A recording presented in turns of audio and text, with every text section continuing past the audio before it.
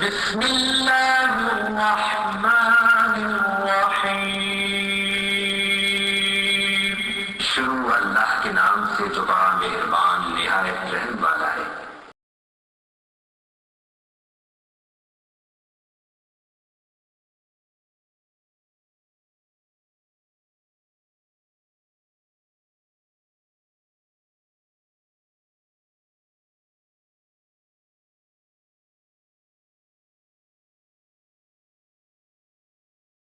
أما بعد وبشر المؤمنين بأن لهم من الله فضلا كبيرا ولا تطع الكافرين والمنافقين ودع أذاهم وتوكل على الله وكفى بالله وكيلا۔ کل بات چل رہی تھی کہ اللہ تعالیٰ نے اپنے نبی کو مخاطب کر کے فرمایا جس میں آپ کی چند خوبیاں اور صفات بیان ہیں۔ یا ایھا النبی انا ارسلناک شاہدا ومبشرا ونذیرا وداعیا الی اللہ باذنہ وسراجا منیرا۔ 5 صفات آپ کی بیان کی، جن کا تذکرہ کل ہو چکا ہے۔ اللہ تعالیٰ فرماتے ہیں وبشر المؤمنین، اے ہمارے نبی آپ مومنوں کو خوشخبری سنا دیں۔ کیا خوشخبری سنا دیں؟ کہ بِأَنَّ لَهُم مِّنَ اللَّهِ فَضْلًا كَبِيرًا، کہ ان مومنوں کے لیے اللہ تعالیٰ کی جانب سے بہت بڑا فضل کرم ان کے اوپر۔ یہ فضل کبیر کے مستحق اللہ تعالیٰ کے ہاں ہوتے ہیں، آپ ان لوگوں کو خوشخبری سناتے ہیں۔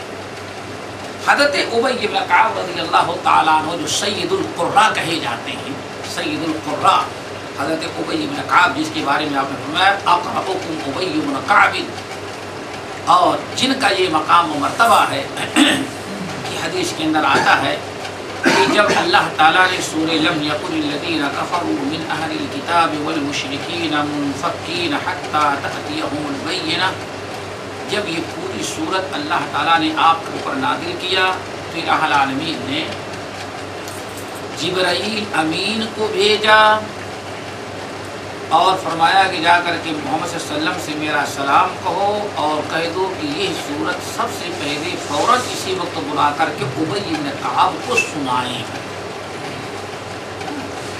یہ بھائی فضیلت کی انتہا ہے کہ جبرائیل امین آئیں، آپ یہ سورت جو نازل ہوئی سب سے پہلے کس کو سنائیں؟ ابی بن کعب۔ اب یہ مقام کیوں مل رہا ہے؟ جو اللہ تعالیٰ کی کتاب سے اپنا تعلق رکھتا ہے اس کو یہی مقام مرتبہ۔ جبرائیل امین آئے اور کہا کہ ابی بن کعب کو بلائیں، ان کو سلام پہنچائیں، اور یہ صورت اللہ کا حکم ہے کہ سب سے پہلے ابی بن کعب کو پڑھیں۔ رسول اللہ صلی اللہ علیہ وسلم نے ابی بن کعب کو بلایا اور فرمایا کہ یہ جبرائیل امین آئے تھے، انہوں نے اللہ کا اور اپنا سلام تمہیں بھیجا ہے، اور اللہ نے ہم کو حکم دیا ہے کہ ہم تم کو یہ سب سے پہلے تمہیں یہ سورہ لم یکن سنا دیں۔ کوئی نے کہا یا رسول اللہ، یہ تو اللہ نے کسی بھی امتی کو کہا ہوگا نا کہ آپ نے مجھ کو کیوں خاص کیا؟ یہ تو اللہ تعالیٰ نے کہا ہوگا آپ کسی امتی کو پڑھا دیں، اب نہیں تم کو پڑھنے کا حکم دیا ہے۔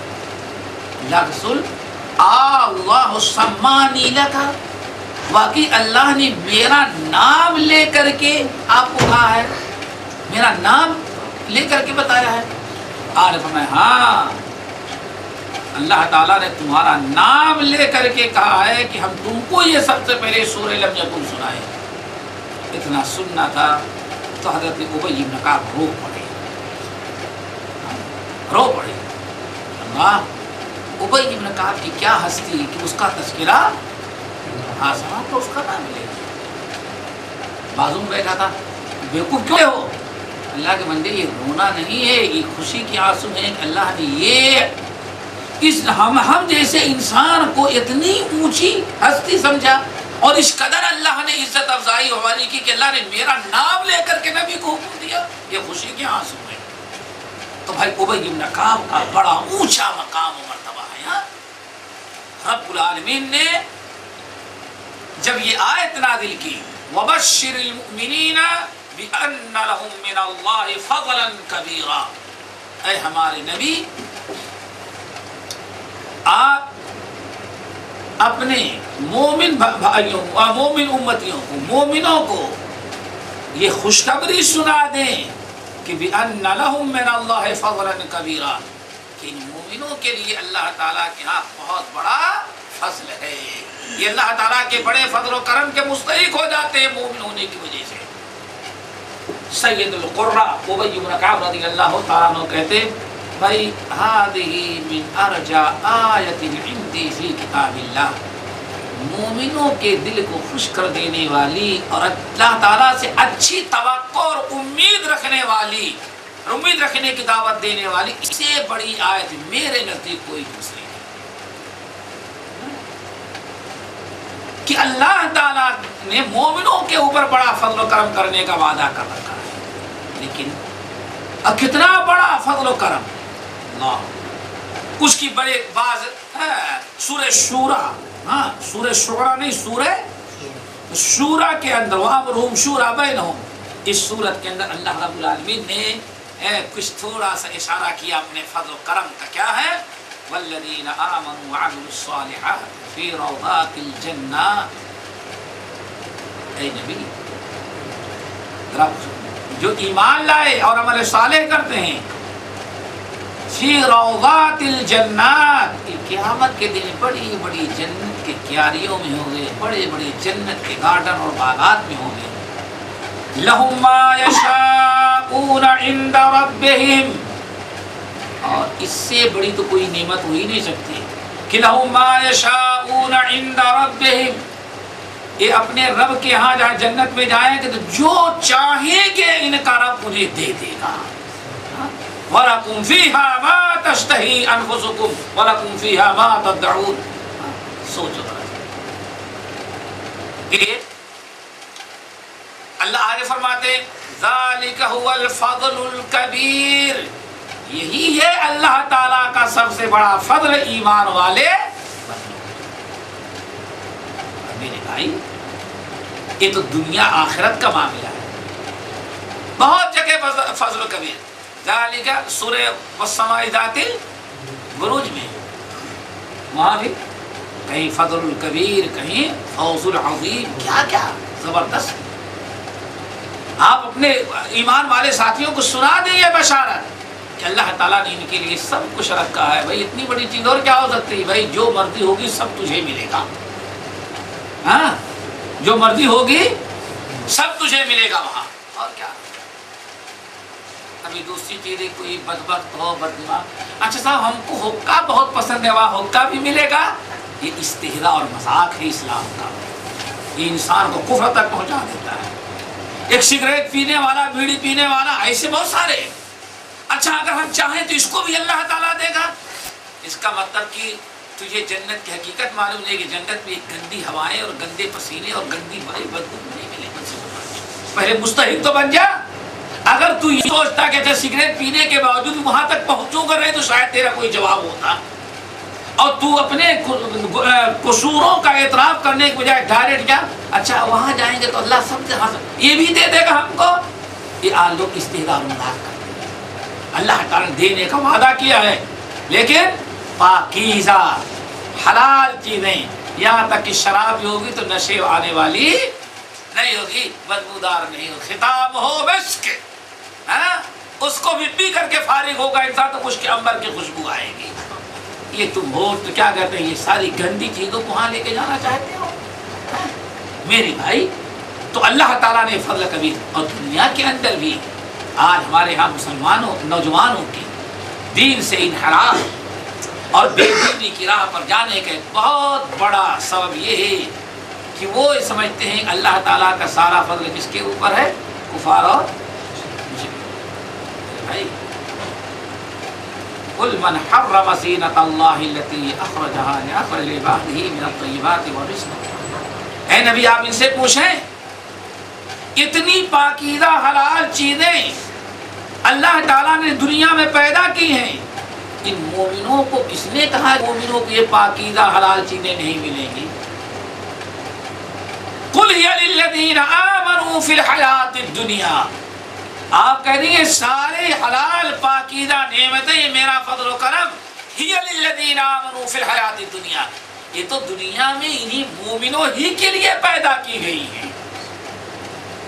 اور آج مسلمانوں کو بے دین بنانے کا کیا طریقہ؟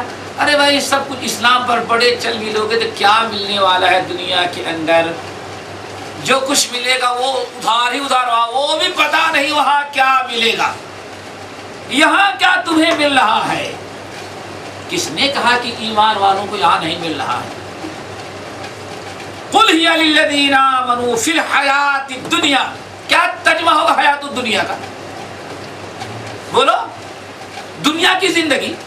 اللہ نے فرمایا قل ہی للذین آمنوا، اے ہمارے نبی ان سے کہہ دو یہ ایمان والوں ہی کے لیے دنیا کی زندگی میں ہے. اب ان کے طفیل میں کافر اور مشرک بھی زندگی گزار لیں تو کیا آپ کیا سمجھتے ہیں؟ یہ ساری نعمتیں اللہ نے ان کافروں کے لیے، بت پرستوں کے لیے، خنزیر کھانے والوں کے لیے اور سلیم گلے میں لٹکانے والوں کے لیے کیا ہے. اللہ کے رسول صلی اللہ علیہ وسلم تو ارشاد فرماتے ہیں سنن ترمذی کی حدیث، لو كانت الدنيا عند الله تعدل جناح بعوضة ما سقى منها كافر كل شربة ماء. ارے مومنو، ان کافروں کے بارے میں تم کیا سوچتے ہو؟ ان کو اللہ تعالیٰ کیا دیتا ہے؟ اگر اس دنیا کی قدر و قیمت اللہ تعالیٰ کے نزدیک ایک مچھر کے پر کے بھی برابر ہوتی تو اللہ تعالیٰ کسی کافر سے تو اتنا ناراض رہتا ہے یہود و نصارہ سے کہ ان ظالموں کو اللہ تعالیٰ دنیا میں ایک قطرہ پانی بھی نہ عطا کرتا. یہ ساری نعمتیں تم کو پیدا کی ہیں لیکن دنیا کی کوئی اللہ تعالیٰ کے نزدیک قدر نہیں ہے، اسی لیے تمہاری طفیل میں کون استعمال کر لے رہا ہے؟ یہاں تک کہ حلال کو چھوڑ کر کے حرام بھی وہی کھاتے جاتے ہیں. اللہ تعالیٰ نے ہمیں قرآن میں اور نبی علیہ السلام نے وعدے کر دیا اس دنیا کی کوئی قدر و قیمت نہیں ہے. چنانچہ جو مشہور حدیث کہ نبی علیہ السلام راستہ پکڑ کے جا رہے ہیں، ایک گھڑ سمجھتے ہیں نا کہ جہاں پورا کرکٹ اور ساری گندگی لا کر کے ڈال دی جاتی ہے. آپ صحابہ کرام کے ساتھ وہاں جا رہے تھے تو کسی صاحب کے بکری کا بچہ مر گیا تھا، اس نے وہیں لا کر کے پھینک تھا اور بڑی بدبو آ رہی تھی. لیکن اس بدبو کے باوجود نبی علیہ السلام اپنے ساتھیوں کو سمجھانے کے لیے برداشت کرتے ہوئے گئے اور اس کو آپ نے اس طرح سے اٹھایا. ہاں بھائی آپ لوگوں میں کوئی ایک درہم اس کو خرید سکتا ہے؟ اللہ اکبر، یہ اتنی تکلیف، آپ نے کتنی بدبو، آپ کو بڑی نفرت اس چیز سے تھی بدبو سے، لیکن اس کے باوجود آپ نے اٹھایا، آپ کو سمجھانے کو اٹھایا. لوگوں اس کو تم میں سے کون ہے جو ایک درہم میں خریدے؟ اللہ رسول آدھے درہم کا نہیں. اچھا چلو اللہ رسول اگر اس کی کوئی قدر و قیمت ہوتی، 50 پیسے بھی اس سے ملنے کی امید ہوتی تو اس کا مالک یہاں پھینک نہ جاتا. یہ تو رکھنے ہی میں نقصان تھا، بیکار اس لیے لا کر کے پھینک گیا یہاں. آپ نے شاہ فرمایا اچھا تو تمہیں معلوم ہے للدنیا اہون علی اللہ من ہذہ علی اہلہ او کما قال علیہ السلام. تمہیں معلوم ہے یہ دنیا جو ہے اس آدمی کے نزدیک، اس بکری کے بچہ جو سڑا ہوا ہے، اس کی جو ویلیو، جو قدر و قیمت اس کے مالک کے نزدیک تھی ہے، اللہ تعالیٰ کے نزدیک دنیا کی اتنی بھی قدر و قیمت اور ویلیو نہیں ہے. اسی لیے کبھی کبھار اللہ تعالیٰ ہماری آزمائش کے لیے کافروں کو ذرا آگے بھی بڑھا دیتا ہے، ہماری امتحان، ہماری آزمائش کے لیے کہ ذرا دیکھیں کہیں ایسا نہ ہو کافروں کو دیکھیں بھائی ہم لوگ اگر حق پر ہیں، ہم مومن ہیں تو ہم سے آگے یہ کیوں بڑھ رہے ہیں؟ یہ اللہ تعالیٰ ان کو برا سمجھتا تو پوری دنیا کے داروغہ اللہ نے اس شیطان اور ظالم کو کیوں بنا رکھا ہے؟ اور بلکہ دعویٰ بھی کرتا ہے کہ ہم جو کر رہے ہیں اللہ کے نزدیک اچھا ہے، اسی لیے اللہ نے ہم کو پاور بھی دے رکھا ہے. میرے بھائی آدمی یہ سوچنے پر مجبور ہوتا ہے یہ مومنوں کے لیے بڑی آزمائش ہے، ورنہ جہاں تک معاملہ ہے دنیا میں आओ सूरत النحل का मुताला करो, मन अमिल सालिहन मिन ज़करिन औ उन्सा व हुवा मुमिन फलनुहयियन्नहु हयातन तय्यबा वलनजज़ियन्नहुम अजरहुम बिअहसनि मा कानू यअमलून। ये आयत बिल्कुल नस है इस बात पर। आपने साथ रवाया जो यहाँ ईमान के साथ अमल सालेह करते हैं, अल्लाह ताला दुनिया में उनको बड़ी बारौनक और मजेदार जिंदगी नसीब करते हैं। दुनिया के अंदर अल्लाह बड़ा उनको बदला देता है। बदला किस शक्ल में?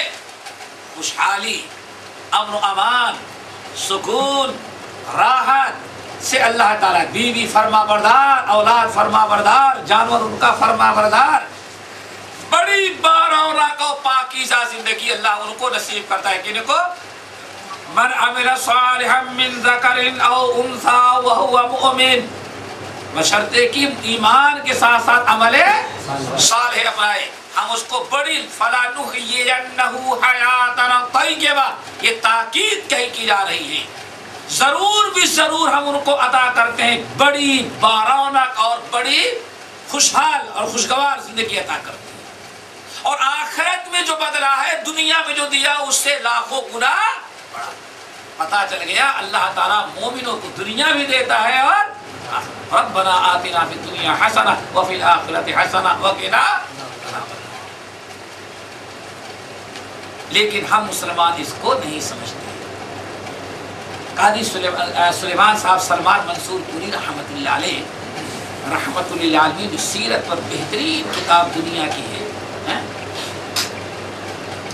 उसके अंदर ऐसे इस्लाम की बरक़ात, कुरान की बरक़ात का तज़किरा करते हुए कहते हैं कि नबी अलैहिस्सलाम एक बार गुजर रहे थे तो दरवाजे पर हज़रत जाबिर बैठे हुए थे। कौन बैठा हुआ था? जाबिर बिन अब्दुल्ला। इनके बाप जंग उहद में शहीद कर दिए गए थे। 9 बहनें इनके घर में थी, जिनमें से कहा जाता 3 शादीशुदा, बाकी अभी जितनी के सब गैर शादीशुदा सब। बाप के बड़े कर्जे थे लोगों को देने के लिए।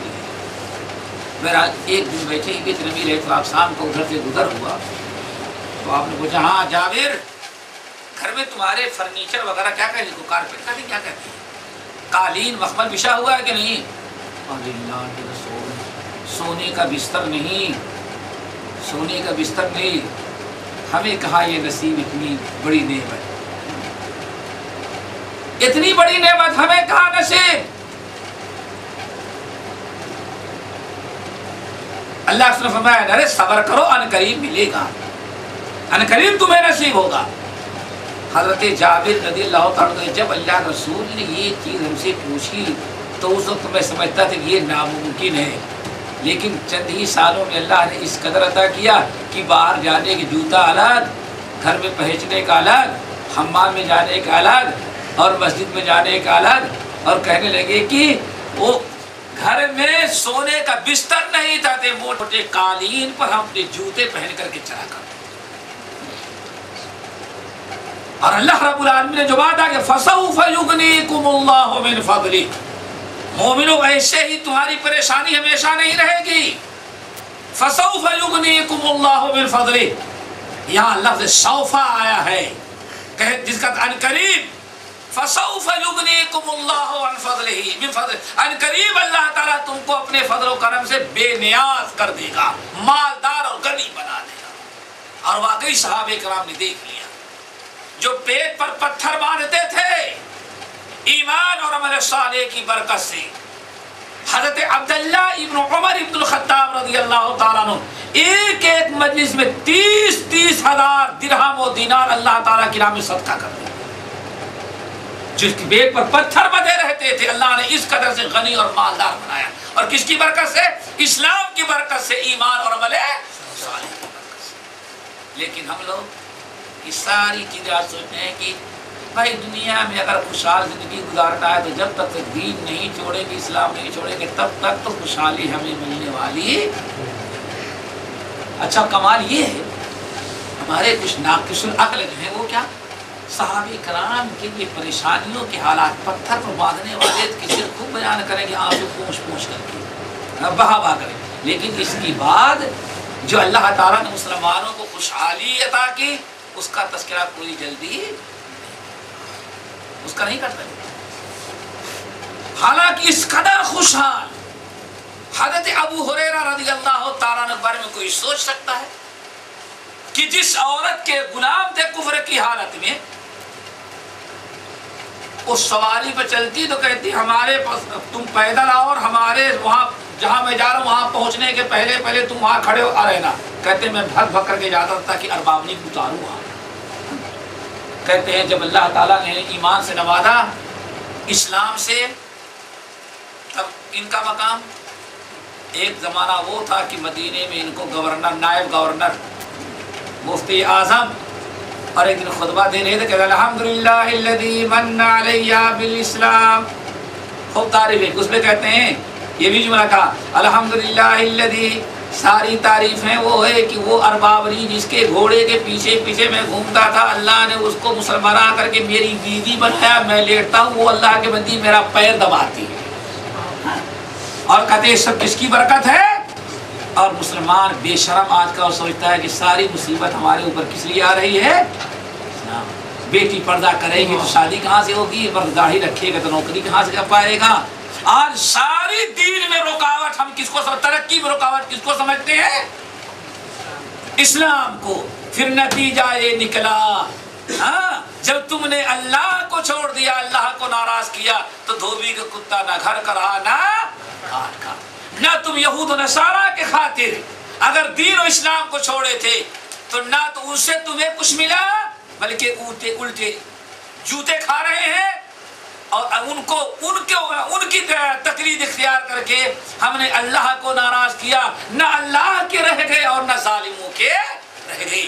اسی لیے اس حدیث کو ذہن نشین کر لینا چاہیے. بات بتا رہا تھا کہ حضرت ابی بن کعب کہتے ہیں اس پوری قرآن میں سب سے زیادہ مومنوں کے حوصلہ افزائی اور مومنوں سے اللہ تعالیٰ کی اچھی امید رکھنے والی یہ آیت ہے جس میں اللہ نے فرمایا خاص طور سے اے ہمارے نبی وبشر المؤمنین، آپ مومنوں کو بشارت سنا دیں کہ ان کے لیے اللہ تعالیٰ کے یہاں سے یہاں بہت بڑا فضل و کرم ہے، دنیا میں بھی اور آخرت کے اندر بھی. آج ساری مصیبتیں کیوں آ رہی ہیں؟ اصل میں اسلام اور دین کو چھوڑنے کی وجہ سے آ رہی ہیں. لیکن شیطانوں نے ہمارا دماغ اس طرح سے خراب کیا کہ ساری مصیبتیں جو آ رہی ہیں تمہارے اوپر اسلام کی وجہ سے آ رہی ہیں. امام ترمذی رحمۃ اللہ علیہ اپنی سنن میں اور امام بہقی نے کتاب الزہد الکبیر کے اندر نقل کیا، ام المومنین عائشہ رضی اللہ تعالیٰ عنہ کے پاس حضرت امیر معاویہ رضی اللہ تعالیٰ عنہ جو اس وقت کہا جاتا ہے دنیا کے دنیاوی اعتبار سے سب سے بڑے آدمی تھے، لیکن جہاں دنیاوی اعتبار سے بڑے تھے دینی اعتبار سے بھی بہت ہی اونچا مقام تھا. کیوں؟ کاتب وحی تھے. اور نبی صلی اللہ علیہ وسلم نے ان کے حق میں دعا کی تھی اللہم اجعلہ ہادیا مہدیا، آپ نے دعا بھی کی تھی ان کے لیے. حضرت امیر معاویہ نے ام المومنین عائشہ رضی اللہ تعالیٰ عنہ کے پاس ایک چٹھی لکھ کر کے بھیجی اور کہا کہ امی جان ذرا مجھے کچھ وصیت کر کے لکھ کر کے بھیجیں. قاصد لیٹر لے کر کے دمشق سے مدینہ پہنچا. ام المومنین عائشہ رضی اللہ تعالیٰ عنہ نے پڑھا. انہوں نے اپنی سیکریٹری اپنے کیا کہتے ہیں کاتب کو بلایا اور کہا ہے جواب لکھ دو کہ معاویہ کا خط آیا، سمجھ گئے نا، اور وصیت تم نے طلب کیا. میں وصیت اپنی طرف سے کچھ کرنے کے بجائے رسول اللہ علیہ وسلم کی ایک حدیث نوٹ کر کے تمہیں بھیج دیتی ہوں. حدیث کیا تھی؟ آپ نے ارشاد فرمایا من التمس رضا اللہ بسخط الناس، جو اللہ تعالیٰ کو لوگوں کو ناراض کر کے اللہ تعالیٰ کو خوش رکھنا چاہے گا. کیا مطلب ہے؟ شریعت کی پابندی اللہ تعالیٰ کو خوش رکھنے، اللہ تعالیٰ کی رضا کے لیے لوگوں کو اگر چھوڑنا پڑے، ناراض کرنا پڑے تو سب کو چھوڑ دیں گے، لیکن اللہ کو ناراض نہیں. بڑی پیاری روایت تھی. من التمس رضا اللہ بسخط الناس، اللہ تعالیٰ کو جو راضی رکھنے کے لیے، اللہ کو خوش رکھنے کے لیے جب غیروں کو کوئی نقصان، جو شخص غیروں کو ناراض کرے گا، جو شخص غیروں کو ناراض کرے گا تو لوگوں کے دل جو ناراض ہو گئے ہیں ان کے بھی دل کس کے ہاتھ میں ہے؟ اللہ تعالیٰ کے ہاتھ میں.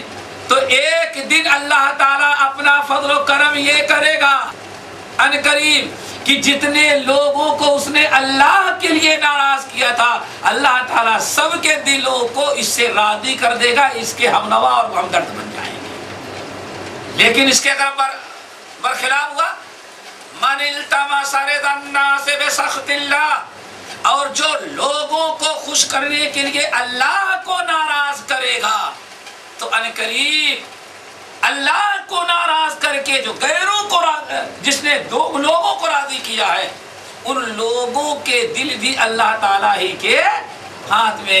ان قریب اللہ تعالیٰ تو پہلے ہی سے ناراض ہو گیا تھا, ان تمام لوگوں کو اللہ تعالیٰ اس سے بھی ناراض کر دیں گے.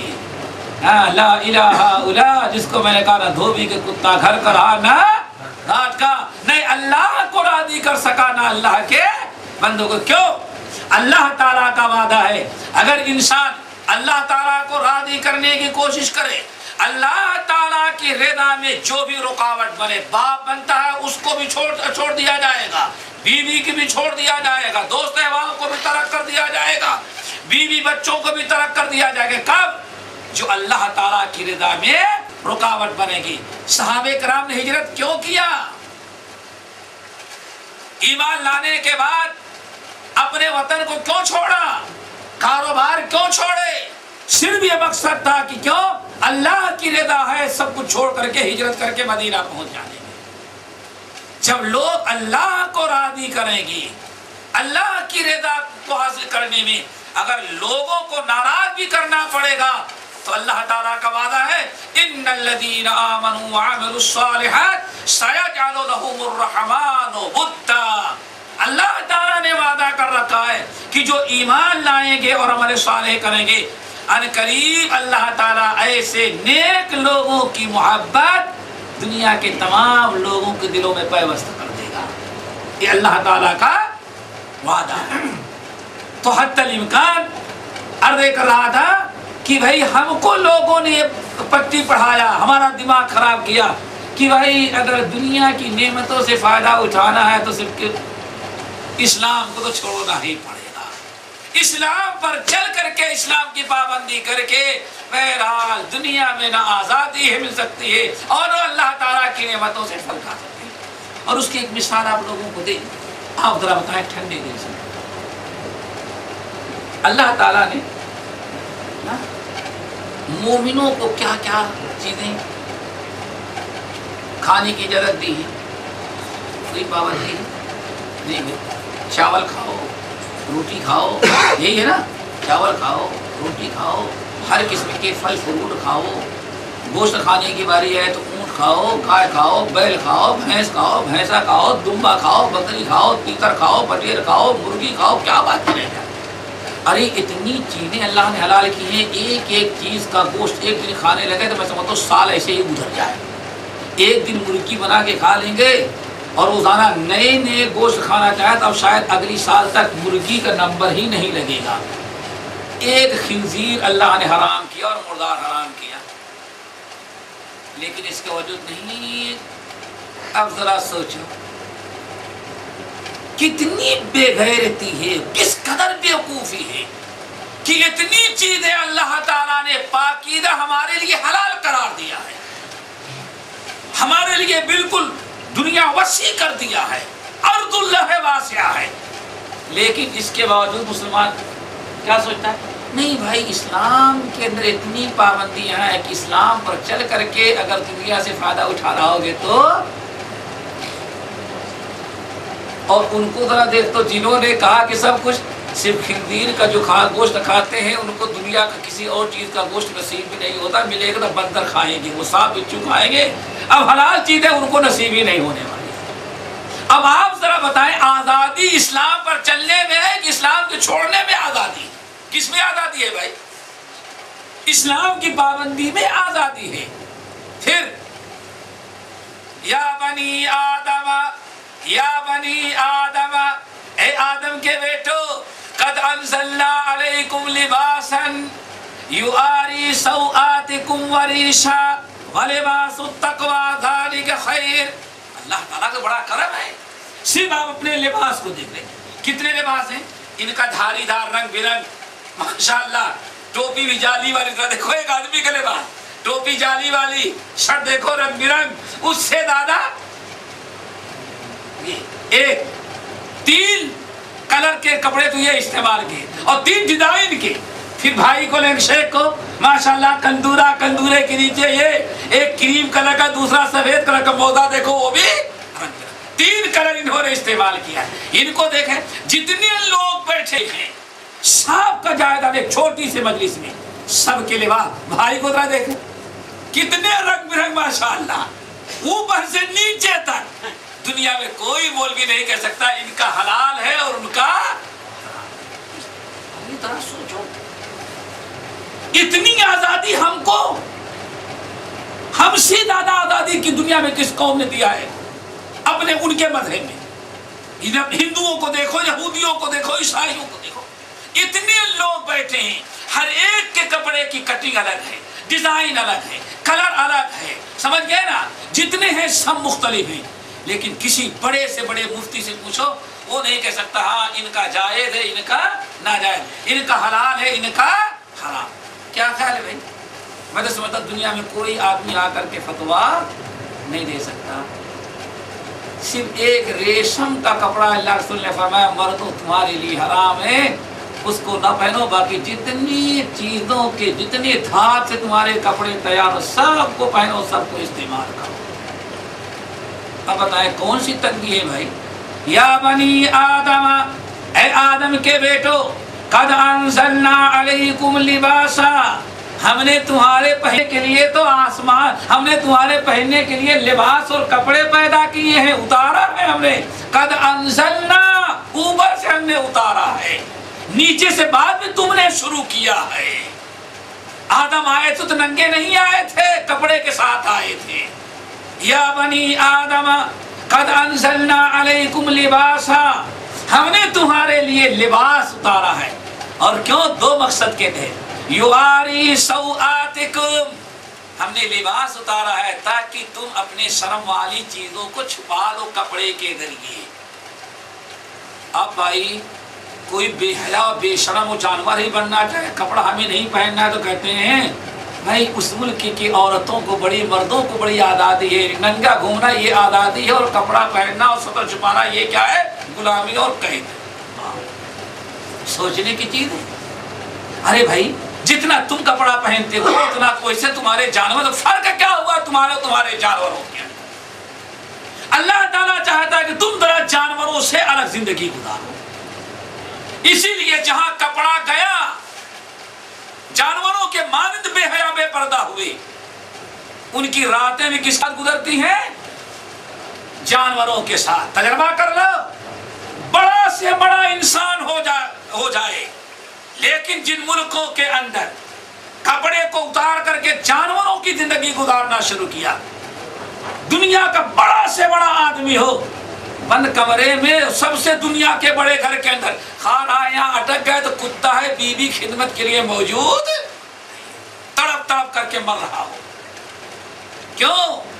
کپڑا اتار کر کے تم جانوروں کی مشابہت اختیار کیے تو زندگی بھی تمہیں کن کے ساتھ گزارنا ہے؟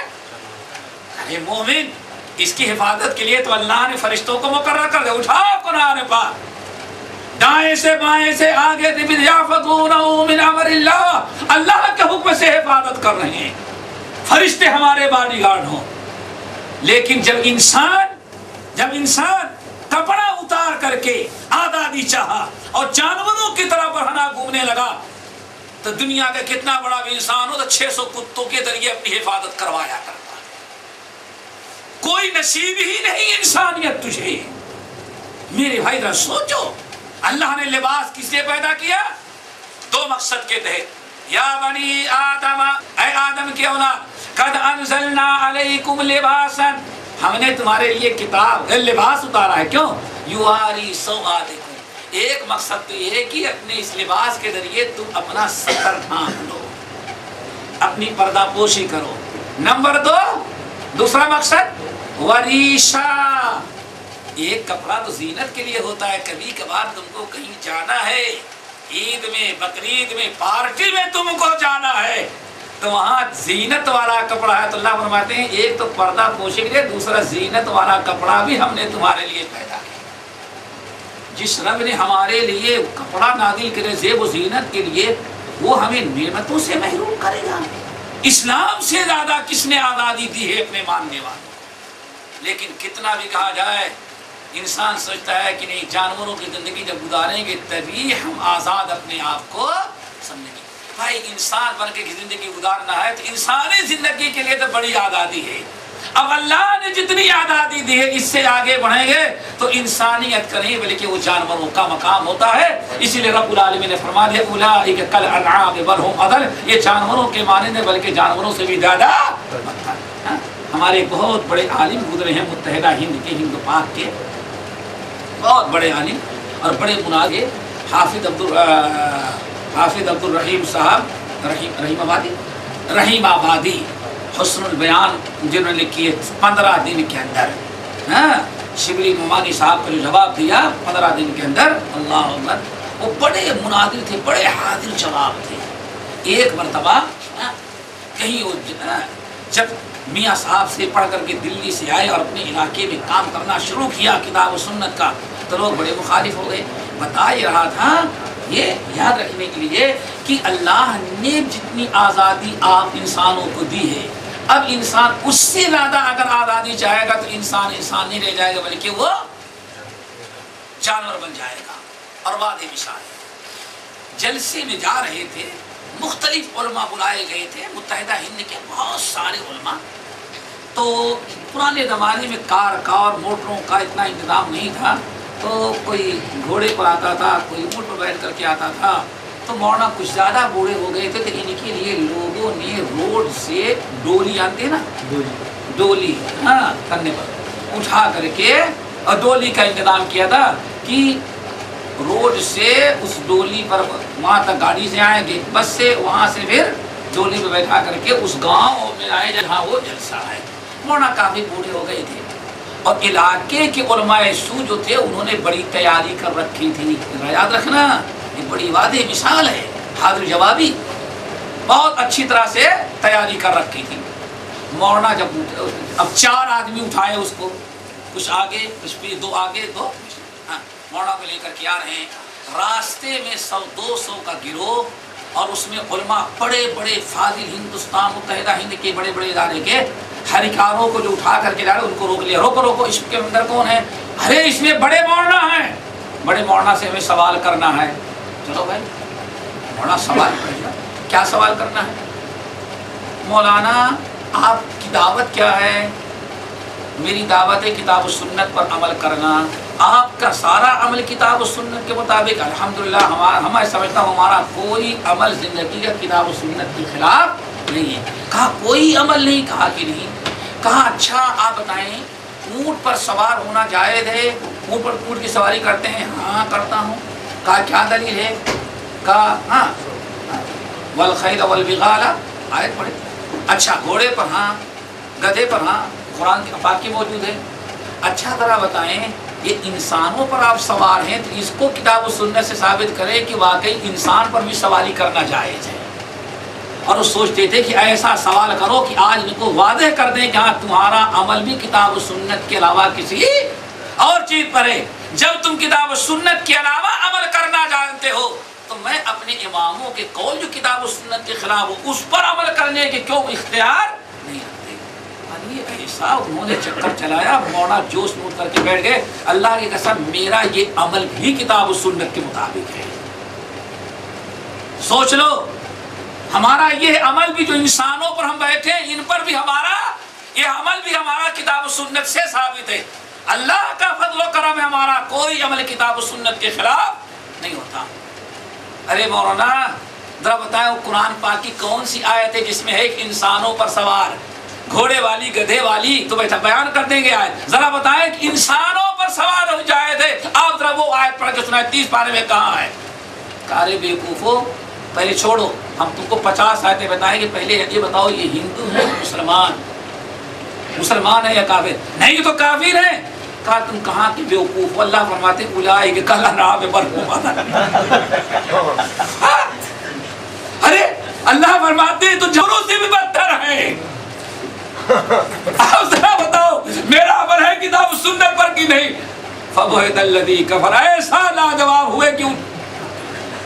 میرے بھائی یاد رکھو اللہ نے کھانے کی، پینے کی، لباس کی، زندگی گزارنے کی جو آزادیاں انسانوں کے لیے دے رکھی ہیں، اتنی ہی آزادیوں میں اگر کوئی رہا تو انسان انسانیت کے حدود و دائرے میں رہے گا۔ لیکن اگر کوئی انسان اللہ تعالیٰ کی دی ہوئی آزادی، چاہے کھانے کی ہو یا پینے کی ہو یا پہننے کی ہو، اللہ نے جو انسانوں کو دے رکھی ہے، اب اس سے اگر انسان آگے بڑھے گا تو انسان انسانیت کے دائرے سے نکل کر کے کس درجے میں پہنچ جائے گا؟ جانوروں کے ثم رددناہ اسفل سافلین کا۔ تو یہ دنیا کی دنیاوی جو نعمتیں ہیں اللہ تعالیٰ نے، ذرا اس آیت پر غور کرو، یا بنی آدم قد انزلنا علیکم، اے ایمان والو ہم نے تمہارے لیے لباس اتارا ہے، اور دو مقصد کے تحت، ایک پردہ پوشی کے لیے، اور کتنے لباس ہم نے پیدا کیا ہے، پردہ پوشی نہیں صرف وہ تمہارے زیب و زینت کو بڑھانے والے۔ تو جس رب نے زینت کرنے کے لیے ہمیں لباس و کپڑا دیا ہو، رب کہاں کہے گا کہ نہیں نہیں بس دو قسم کے کپڑے مسلمان تم پہن سکتے ہو، باقی سارے کپڑے تمہارے لیے؟ بس اسلام نے اتنا کہا۔ کیا کہا بھائی؟ اصل میں اسلام میں صفائی بڑی محبوب پسندیدہ چیز ہے۔ یہ ازار تمہاری اگر ٹکنے کے نیچے لٹکتی رہی زمین پر چلو گے تو گندی ہو جائے گی، میلی ہوگی، کپڑا بھی گیا، کپڑا بھی سڑ جائے گا، کپڑا بھی گندا ہوگا۔ اور آج تو دنیا بڑی ترقی گئی، پتہ نہیں کتنی گندگی کے جتنے جراثیم تمہارے کندورے اور تمہارے پینٹ اور شرٹ کے ذریعے کہاں پہنچ جائیں گے؟ تمہارے ناک اور کان تک پہنچ جائیں گے۔ ہاں، اسی لیے ایسا کرو کہ صفائی ستھرائی صحت تندرستی کو باقی رکھتے ہوئے اپنی پینٹ کیا کر لو، اپنا کپڑا ٹکنے کے پہلو سب کچھ، لیکن ذرا سا اونچا کر لو جس میں تمہاری بھلائی ہے۔ اور کیا کیا بھائی اسلام؟ اب اگر اس کے نیچے ہی کوئی پہننے کے نہیں، دیکھو مسلمانوں میں کتنی تنگ نظری ہے، مسلمانوں میں کتنی تنگ نظری ہے۔ ارے بیوقوف، مسلمان تو اگر یہاں سے یہاں پہن لے تو تنگ نظری ہے، اور تو بے غیرت تو یہاں تک اٹھا لیا ہے۔ دیکھا کس قدر ناانصافی ہے، اتنا اٹھا لینا آزادی کے خلاف۔ اب پورا چڈی پہن کے گھومے وہ آزادی کے خلاف نہیں۔ سوچو ذرا سا، یہ ساری سازشیں جو تیار کی گئی ہے مسلمانوں، تم کو اس کا ایک ہی جواب یاد رکھنا، وَدُّوا لَوْ تَكْفُرُونَ كَمَا كَفَرُوا فَتَكُونُونَ سَوَاءً۔ اصل میں یہ ظالم چاہتے ہیں کہ اپنی نظریات، اپنی تہذیب، اپنی ثقافت تمہارے اندر عام کر کے جیسے وہ کافر ہو چکے ہیں، بے دین ہو چکے ہیں، ویسے تم کو بھی بے دین، بس اس کے علاوہ کوئی مقصد نہیں۔ پھر سورۃ النساء کی دوسری آیت وہ بھی ذرا سنو۔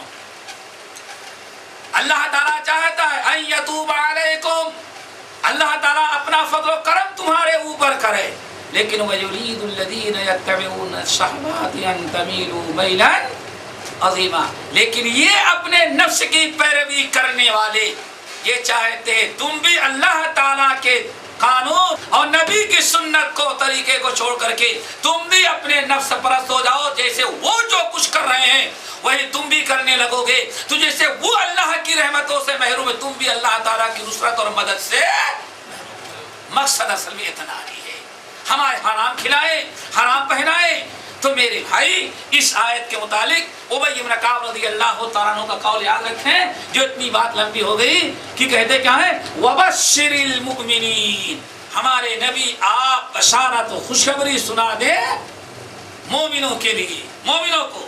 اور کیا بشارت؟ بِأَنَّ لَهُم مِّنَ اللَّهِ فَضْلًا كَبِيرًا، کہ مومنوں کے لیے اللہ تعالیٰ کا بڑا فضل و کرم ہے، اللہ تعالیٰ نے فضل کبیر کرنے کا وعدہ کر رکھا ہے۔ دنیا میں بھی، اور دنیا سے بڑا فضل و کرم اللہ تعالیٰ مومنوں پر کہاں کرے گا؟ یہی کیا بڑا فضل و کرم ہوگا۔ بعد مخلصین موحدین، جیسے کہ بخاری اور مسلم کی روایت ہے، اتنا بڑا فضل و کرم اور کیا ہوگا اللہ تعالیٰ کا مومنوں کے اوپر، کہ صحیحین کی روایت، بعد موحدین مخلصین جنہوں نے اپنے ایمان اور عقیدے کو ہر قسم کے شرک سے بچایا ہوگا، نیکیاں اگر کم بھی ہیں تو اللہ تعالیٰ فرماتے ہیں بھائی تم تو جاؤ گے جہنم، لیکن تھوڑی دیر کے بعد بندہ بڑا اپیل کرے تو اللہ تعالیٰ فرمائے اچھا ایسا کرو، اس جہنم کا گڈھا تو بھرنا ہے جو تمہارے لیے بنایا تھا، اس حشر کے میدان میں کسی یہودی کو پکڑو اور یہودی کو اس کے اندر ڈال دو تو تم کو آزاد کرو۔ اللہ اکبر، بِأَنَّ لَهُم مِّنَ اللَّهِ فَضْلًا كَبِيرًا۔ اس لیے ایمان اور بلدھاری کے ساتھ ساتھ سوچ رکھو کس کو پکڑ ڈالنا ہے۔ یہ ایمان والوں کو پر اللہ کا آگے وَلَا تُطِعِ الْكَافِرِينَ وَالْمُنَافِقِينَ، ایمان والو اللہ تعالیٰ نے جو فضل کرم کا تم سے وعدہ کیا ہے کب تمہیں ملے گا؟ جب تک تم اطیعوا اللہ واطیعوا الرسول، اللہ نے جو وحی نازل کی ہے کتاب و سنت کی شکل میں اس کی پیروی کرو گے۔ اسی لیے اگر تم چاہتے ہو کہ اللہ تعالیٰ نے جو فضل کرنے کا وعدہ کیا ہے تم پر اللہ تعالیٰ کے فضل و کرم اور نصرت کا دروازہ کھلا رہے تو وَلَا تُطِعِ الْكَافِرِينَ وَالْمُنَافِقِينَ، ان کفار اور منافقین کی کبھی باتیں نہیں سننا، ان کی باتوں میں نہیں آ جانا۔ کیوں؟ یہ دونوں گروہ جو ہیں، ایک تو منافق کا ہے، سمجھو پہلے، ایک کس کا ہے؟ منافق کا، اور دوسرا کافروں کا۔ کافر بھی بڑی کوشش کرتے ہیں کہ آپ کو دین سے بے دین بنائیں، اسی لیے بڑے بڑے کفار اور مشرکین نبی صلی اللہ علیہ وسلم کے پاس آ کر کے کیا کہتے تھے؟ اللہ کا رسول اچھا ایسا کرے بھائی، ہم آپ کو تسلیم کر لیتے ہیں، ہمارا اور آپ کا جھگڑا ختم ہو جائے گا، شرط یہ کہ چلے ذرا آپ کچھ ڈھیلے ہو جائے، نرم ہو جائے، اور ہم کچھ نرم ہو جاتے ہیں، اور اس کی شکل یہ ہوگی دو، ایک تو ہمارے بتوں کا آپ نام لیں، یہ نہ کہیں کہ لات اور عزیٰ کو کچھ اللہ نے پاور نہیں دیا ہے، بس ان کو چھوڑ دیں، آپ نماز کی دعوت دیں، روزے کی دعوت دیں، آپ اپنے لوگوں کی اصلاح کریں، لیکن یہ نہ کہیں کہ بابا کو اللہ نے کوئی پاور نہیں دیا ہے۔ ہم اس چیز کو قبول کرنے کے لیے تیار نہیں، کیوں؟ ہؤلاء شفعاؤنا عند اللہ، ہماری ساری مرادیں تو انہی کی برکت سے پوری ہوتی ہیں، جب تک ان کو ہم ان کی نیاز نہیں دیں گے اور ان کے سامنے نہیں جھکیں گے، ان کو اللہ تعالیٰ کے یہاں اپنا سفارشی نہیں بنائیں گے، تو پھر اللہ تعالیٰ اتنی اونچی ذات ہے کہ ہم ایک بڑا آفیسر کے پاس نہیں پہنچ سکتے جب تک چپراسی کو نہ کھلا، پہلے ایجنٹ کو پکڑو، گیٹ تک پہنچائے گا، گیٹ والے چپراسی کو دے گے تو وہ ذرا اندر بڑھائے گا، پھر اندر والا کچھ لے گا تو وہ اور آگے بڑھائے گا، وہ دسینوں واسطے کے بعد پھر ہماری فائل کہاں پہنچے گی؟ بڑے آفیسر۔ تو جب یہ نیچے والے آفیسر کے پاس ہم نہیں پہنچ سکتے بغیر اتنے واسطے کے کھلائے پلائے، تو اوپر والا تو بہت اونچا آفیسر ہے، وہاں بغیر سفارش اور واسطے کے کیسے پہنچ؟ وما قدر اللہ حق قدری، اس قسم کے عقیدہ رکھنے والوں نے اللہ کو جیسے پہچاننا تھا انہوں نے اللہ تعالیٰ کو پہچانا ہی نہیں، اللہ تعالیٰ کی قدر ہی نہیں کی۔ انہوں نے اللہ تعالیٰ کو کیسے سمجھا؟ دنیا کے ظالم آفیسروں رشوت خوروں کے مانند، کہ جب تک ان کو نہ کھلایا پلایا جائے نیچے والوں کو تب تک اوپر والا بھی نہیں سکتا۔ اللہ فرماتے خبردار اللہ کے لیے ایسی مثالیں نہ کاٹو۔ هؤلاء شفعاؤنا عند اللہ ما نعبدهم الا ليقربونا الى الله زلفى، ہم تو ان کی نیاز اور ختم اس لیے صرف دیتے ہیں کہ اس کی برکت سے ان کی روحیں خوش ہوگی تو اللہ تعالیٰ تک ہمیں اپنی فریاد پہنچانا آسان ہوگا۔ اور میں سمجھتا ہوں آج بھی سارے دھندے اسی نظریے کے ہیں۔ تو کفار مکہ نے کہا بس ہمیں ہماری حالت پر چھوڑ دیں، آپ اپنی حالت پر ہیں، آپ کچھ بھی کہیں لیکن یہ نہ کہیں جس سے ہمارا ماحول ہوتا ہے، ہمارے آدمی بگڑ جاتے ہیں، کیا ہے؟ آپ ان کو نہ چھیڑیں، آپ سچائی کی دعوت دیں، نماز کی دعوت دیں، روزے کی دعوت دیں، لیکن عقیدے پر آپ بات کرتے ہیں تو سب سے پہلے اٹیک کس پر کیا آپ نے؟ ہمارے ان اولیاء. بت کہاں تھے بھائی؟ وہ تو بت ولی کے تھے. ہاں ہمارے اولیاء پر. اس لیے ذرا آپ ان کا تذکرہ چھوڑ دیں، ہم آپ کے ساتھ ہیں. نمبر 2، ایسا کر لیتے ہیں 1 سال مکے میں آپ کا دین چلے اور دوسرے سال آپ کا دین روک دیا جائے. ہم اس طرح سے مصالحت کریں، دونوں مل کر کے رہیں. یہی تجویز پیش کیا نا.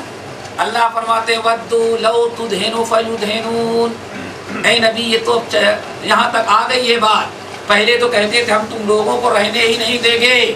اب ان کے بعد یہاں تک سمجھ میں آ گئی نہیں آپ بھی حق پر ہیں، لیکن وہ چھوڑنے کے لیے تیار نہیں اپنے مذہب کو.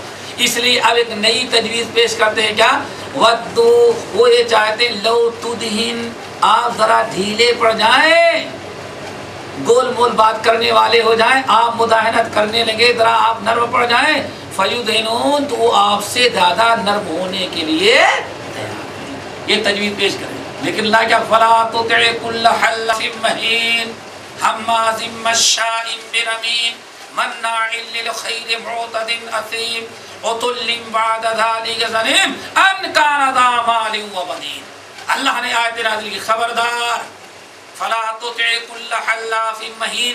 یہ ذلیل اور جھوٹی قسمیں کھانے والے کفار اور مشرکین کتنی بھی قسمیں کھا رہے ہیں، خبردار آپ ان کی تجویز کو قبول فاصدع بما تؤمر. آپ کو جو کہا جاتا ہے کھول کھول کر کے بیان کر دیں اور ان مشرکوں سے آپ کنارہ کشی اختیار کریں. ایک تو یہ مشرکین، اور ایک بڑا خطرناک گروہ تھا جن کو منافقین کہا جاتا تھا. یہ کیا؟ باغ ماں بھی خوش رہے راضی رہے سیاد، یہ دونوں کو لے کے چلنا ہے. یہ اپنے آپ کو بڑے ہوشیار سمجھتے تھے، جو دونوں سے لیتے تھے، ادھر سے بھی. اور یہ کیا تھے؟ یہ سوچتے تھے کہ انما نحن مسلمون، بھائی ہم ان کی طرح بہت زیادہ شدت نہیں، یہ لوگ مصلحت نہیں جانتے، حکمت نہیں استعمال کرتے. آج بھی کتنی نام نہاد دینی تنظیموں کا نظریہ بنا ہوا ہے، سب کو لے کے چلو. اگر سب کو لے کے چلنی ہی میں کامیابی تھی تو نبی کو اتنے جہاد کرنے کی ضرورت ہی نہیں تھی، ہجرت کرنے کی ضرورت ہی نہیں تھی، مصالحت کر کے مکے ہی میں رہ گئے ہوتے. ان واقعات کو دیکھنے کے بعد اندازہ لگے گا وہ تحریکیں اور وہ تنظیمیں جن کی دعوت واقعی اسلام کی دعوت ہے، کی دعوت ہے. اور کون ہے جو روشن خیالی کے ذریعے دعوت نہیں دے رہے ہیں بلکہ حق اور باطل کو گٹ گٹ کر کے اپنا ایک تنظیم چلانا چاہتے. سب کے سامنے بات سمجھ میں، سب کو بات سمجھ میں آ جائے گی. بہرحال وہ روشن خیالوں کا ٹولہ کیا تھا؟ بھائی اتنی شدت سختی باتیں نہیں، یہ نہیں وہ نہیں. یہ چاہتے تھے کہ ہم دونوں کو لے کر کے چلے، اور جس کو آج کے اسلام کیا کہیں گے؟ بڑے روشن خیال. آج جو منافق ہوتا اسی کو روشن خیال کہا جاتا. دنیا کو ایسے مسلمانوں کی بڑی ضرورت سمجھتے ہیں اور بڑی قدر کرتے ہیں. پورے ایک ملک میں ایک آدمی ایسے مل جائے تو ہر موقع پر اس کو بھی یہ مسلمان ہے. ایسے مسلمانوں کی ضرورت ہے میرے بھائی، ایسے مسلمانوں کی ضرورت اسلام کو نہیں ہے، ان کافروں کو. اسلام کو جو ضرورت ہے مسلمانوں کی، دو رنگی چھوڑ دے، ایک رنگ ہو جا، سراسر موم ہو یا سنگ ہو جا. باطل کے ساتھ مصالحت، کفر و شرک کے ساتھ مصالحت، یہودیت یا عیسائیت کے ساتھ مصالحت، دین کے معاملے میں اسلام کبھی گوارا نہیں کرتا. اللہ فرماتے ہیں اسے دونوں گروہوں کو، چاہے منافقین کا ہو جائے، کفار و مشرکین کا یا روشن خیالوں کا، اللہ نے فرمایا ولا تطع الکافرین. خبردار ہمارے نبی آپ کافروں کی اطاعت نہ کریں، والمنافقین، اور نہ تو منافق. ان گروہوں کی بڑی بڑی جو تجویزیں آتی ہیں، تجاویز، قرارداد. کیا قرارداد؟ اور کبھی کیا کہہ دیجیے نیو ورلڈ آرڈر. کیا کہا؟ New world order. New world order. یہ بھی اسی سارا چکر ہے. یہ جو تجویزیں پیش کی جا رہی ہیں، اللہ تعالیٰ خبردار، نہ تو کافروں کی بات سنو اس معاملے میں اور نہ تو منافقوں کی ودع اذاہم، اگر یہ آپ کو تکلیف دے رہے ہیں، آپ کو ستا رہے ہیں، آپ کو دبانے کی کوشش کر رہے ہیں، تو آپ ان کی تکالیف کو نظر انداز کریں، صبر کریں، وتوکل علی اللہ، اور توکل رکھیں اللہ تعالیٰ کی صبر۔ یہ اصل میں ایمان والوں کو اللہ تعالیٰ نے تعلیم دی، وتوکل علی اللہ، آپ توکل کریں کس پر؟ اللہ کی ذات پر، وکفی باللہ وکیلا، اور اللہ تعالیٰ آپ کی مدد کرنے کے لیے، آپ کی بگڑی بنانے کے لیے، آپ کی حفاظت کے لیے اللہ وحدہ لا شریک کافی ہے۔ سمجھ گئے نا؟ اس لیے ہمیشہ ان آیات کو دونوں کو رکھیں۔ پہلے پر کیا؟ اللہ تعالیٰ نے وعدہ کیا ہے مومنوں کو خوشخبری سنا دیں بِأَنَّ لَهُم مِّنَ اللَّهِ فَضْلًا كَبِيرًا، اور اس کے بعد اللہ نے فرمایا فضل کبیر کب تمہیں نصیب ہوگا اللہ تعالیٰ کا؟ جب تک آپ منافقین اور مشرکین اور منافقین کی باتوں کو نہیں مانیں گے۔ اگر آپ ان کی باتوں کو لینے لگے، نہیں یہ بھی چھوڑو، یہ بھی چھوڑو، یہ بھی شدت پسندی سکھلاتی، یہ بھی دہشت گردی، اگر یہی سب چھوڑنے لگو گے میرے بھائی تو پھر دنیا تو چاہتی ہے وہی جو میں نے آیت پڑھی، وَدُّوا لَوْ تَكْفُرُونَ كَمَا كَفَرُوا، اصل میں یہ تمنا ان کی خواہش ہے۔ وَدَّ كَثِيرٌ مِّنْ أَهْلِ الْكِتَابِ، ہمارے نبی ذرا ہوشیار ہیں، پہلے پارے کیا ہے، بہت سارے اہل کتاب اور کفار کی یہ کوشش ہے لَوْ يَرُدُّونَكُم مِّن بَعْدِ إِيمَانِكُمْ كُفَّارًا حَسَدًا، ان کو آپ سے جلن ہے کہ اللہ تعالیٰ آپ کے اوپر اپنا فضل و کرم کیوں کر رہا ہے، فتوحات آپ کو نصیب کر رہا ہے، دنیا کی عزت سے آپ کو اللہ تعالیٰ نواز رہا ہے۔ ان اہل کتاب یہود و نصارہ کو یہ حسد ہے کہ یہ ساری رحمتیں مسلمانوں پر کیوں نازل ہو رہی ہیں، اس لیے وہ کوشش کر رہے ہیں کہ تم کو دوبارہ پھر اسلام سے نکال کر کے کفر میں داخل کر دیں۔ لیکن مسلمان کو سوچتا ہے یہ ایک مرتبہ مسلمان گھر میں پیدا ہو جانے کے بعد اور نام محمد اسلام اور عبداللہ محمد رکھ لینے کے بعد کچھ بھی کر ڈالے وہ کافر نہیں ہو سکتا، اور یہی ان کی سازش ہے کہ نام تو رہے لیکن عقیدہ نظریہ عمل کفار اور مشرکین کو ہو جائے۔ اللہ نے فرمایا وَكَفَىٰ بِاللَّهِ وَكِيلًا، سب کی تجاویز کو رد کریں، اللہ تعالیٰ کی ذات پر بھروسہ کریں، اور اللہ تعالیٰ ہی آپ کا کارساز ناصر ہوگا۔